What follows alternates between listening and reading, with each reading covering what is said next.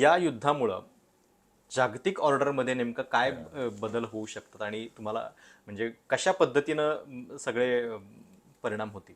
नाही, तोच बदल जास्त धोकादायक आणि जास्त भीतीदायक आहे. एकतर युरोप खंगलेला आहे, तो जर्जर झालेला आहे. अमेरिका बेभरवशाची म्हणून सिद्ध झालेली आहे. आणि या अशा अवस्थेमध्ये मध्ये चीनचं महत्त्व वाढणार का, हा यातला महत्त्वाचा मुद्दा आहे. आणि चीन ज्या पद्धतीनं वाढतोय, ज्या गतीनं वाढतोय आणि ज्या धोरणात्मक पावलांचा त्याच्यामध्ये विचार आहे.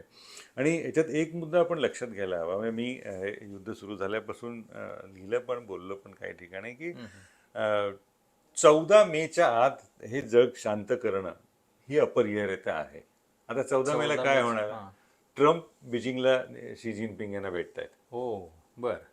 एकदा ती भेट आधीच पुढे गेलेली आहे. ओके. त्याच्यामुळे जो कोणी या जागतिक पटलाकडे असं जर वर्ण बघत असेल ना, त्याला कळेल हे सगळं थांबवावं लागणार आहे या लोकांना.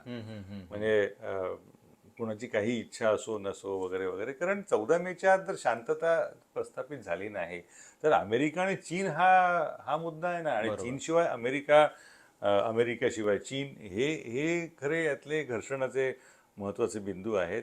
त्यामुळे ती जगाची क्रमवारी निश्चित बदलेल. आणि मला भीतीदायक दुसरा म्हणजे दिवा स्वप्न जसं चांगलं असतं तसं एक भीती स्वप्न एक प्रकार असतो ना, की बापरे असं म्हणजे लहानपणी उद्या गणिताचा पेपर आहे वगैरे असं तर तसा अजूनही दचकून जाग यायचं असं कुठलं स्वप्न वाटतं ना, तर उद्या म्हणजे तसं होऊ नये. म्हणजे बाकीची बाकी तर खरं ठरल्याचा आनंद वाटेल, पण हे बाकीत खरं ठरलं तर भीती वाटेल, वाईट होईल.